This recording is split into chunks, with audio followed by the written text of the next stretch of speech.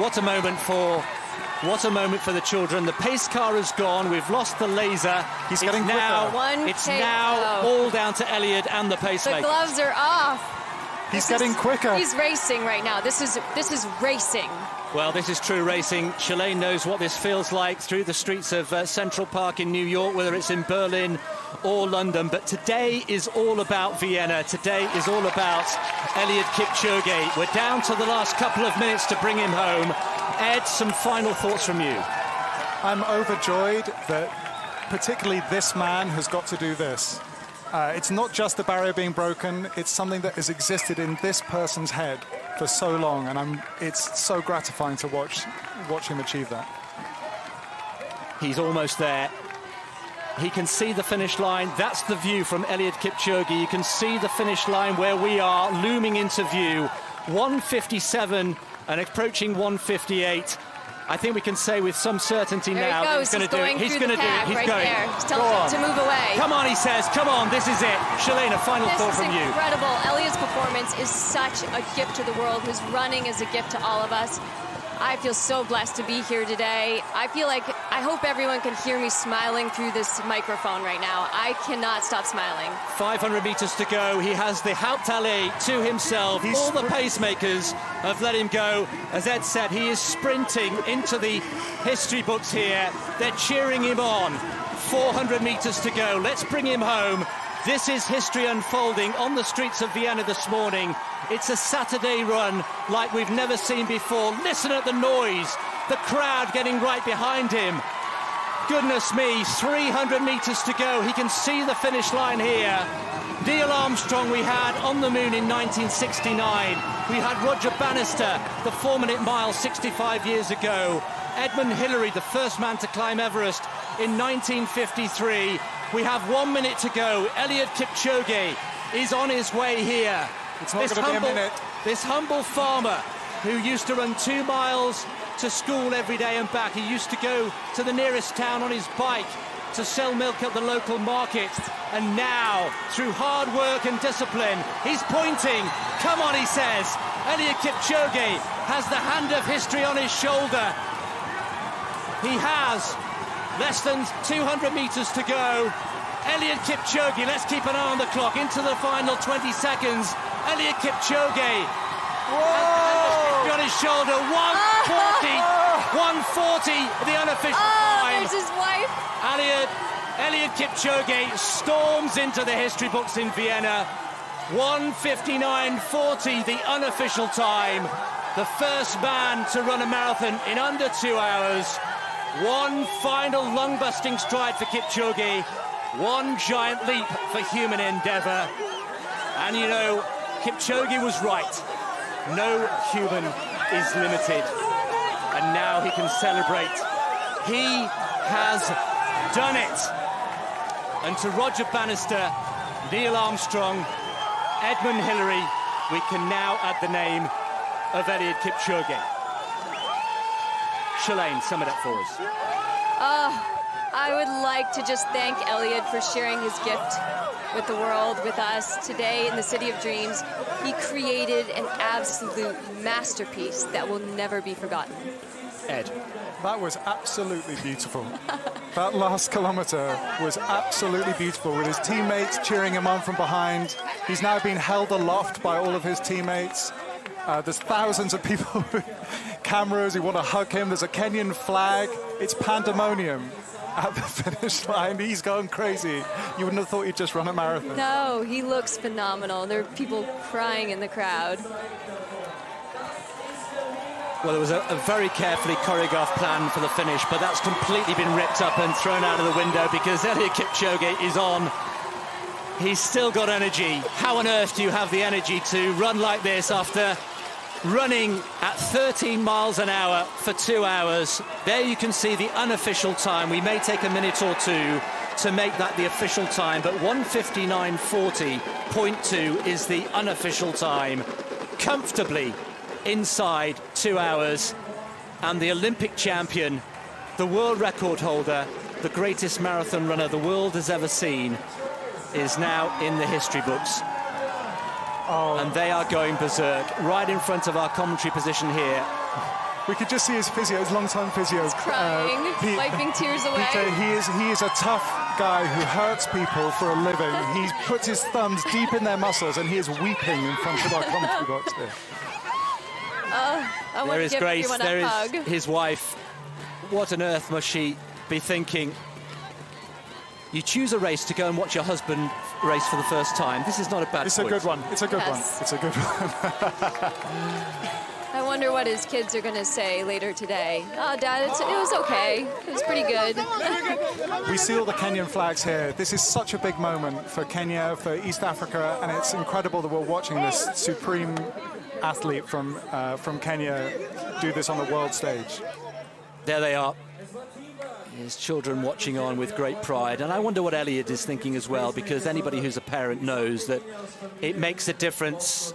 It makes a difference to see and do something in front of your children. So it's been extraordinary here. We hope you've enjoyed our coverage from the commentary box. Thanks very much to Ed Caesar and to Shalane Flanagan. Brilliant insight and analysis, as always.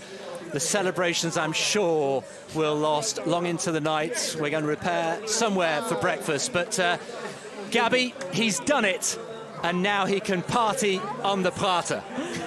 Chris Dennis, thank you so much. Shalane Flanagan, Ed Caesar, excellent work there in the commentary booth. But look at these scenes out here.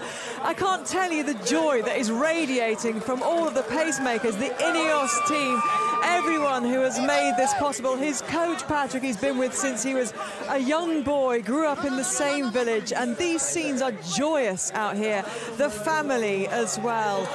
Lynn, Jordan and Griffin, the children next to his wife, Grace, just a little way away from us. They're kind of overwhelmed by what their father and husband has done. He has made history. He has joined a pantheon of greats, humans who push the limits, and to be here amongst this crowd and see the reaction of people who are here is just a special, special moment, a real privilege to see and feel the atmosphere here. There's a scrummage of photographers. They're all desperate to get the shot that they know will be the shot of their lives, potentially. And amongst that throng, just near me here, is Radzi Chinyanganya, who is eventually going to get his microphone under the nose of Eliud Kipchoge. And you can see here Fran Miller bringing him forwards. And there is Eliud Kipchoge walking just past our commentary and studio position.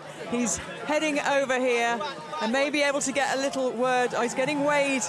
He's going to get weighed at the moment. This is such an important moment, obviously, for the team to get all his details, get all his data in. And Radzi's just next to us here as well. Eliud's doing the important science. He's obviously got to get that data in. They need this. They need to make sure they know all the details. They've got all of the information going forwards, because Eliud Kipchoge will no doubt have another marathon to run. And he hugs team members of INEOS. He has the flag, the Kenyan flag, aloft and hugs more team members.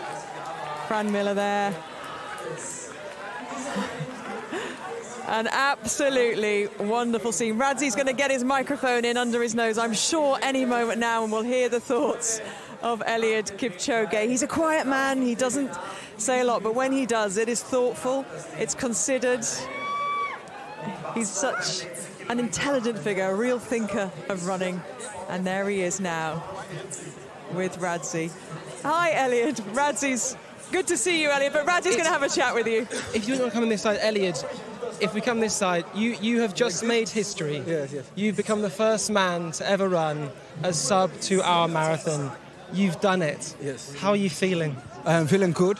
It has taken 65 years for a human being to make history in sport. After Roger Bannister made history in 1954, it took another 63 years. I tried and I did not get. Now it's 65 years. I have tried. I'm the happiest man to run under 2 hours in order to inspire many people, to tell people that no human is limited. You can do it. I'm expecting more of the athletes in this all over the world to run under 2 hours after today. I mean, what incredible words. Inspiration doesn't do it justice. How hard was that run? How were you feeling at the most painful part? Actually, I can't say and I can't find, but the first thing is say when I woke up at 4:50, to actually the starting time, that's 8:15. It was my hardest times even before the start.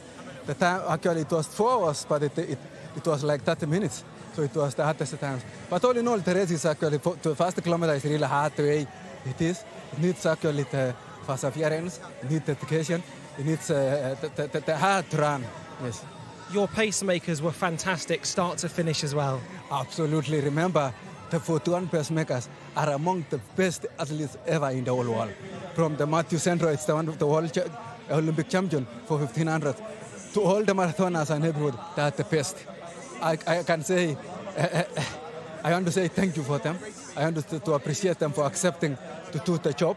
And together, it is not, I am not Eliud Kipchoge, we made this together in this one.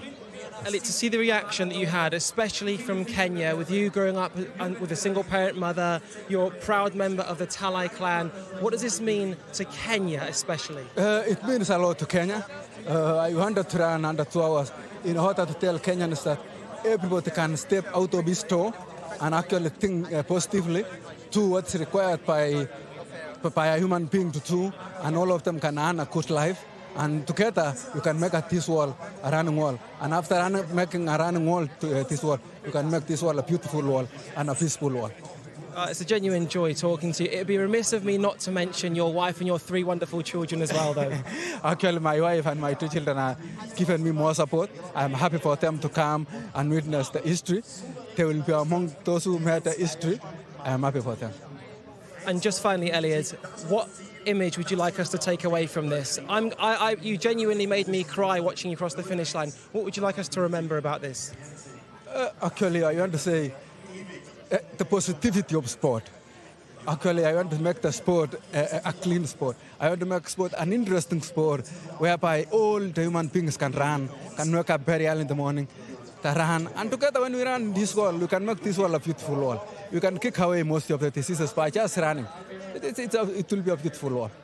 It's a privilege talking to you. It was a privilege watching you run. And on behalf of every athletics fan around the world, yes, thank you very much. Thank you too. Thank you very much. Thank you to the whole world.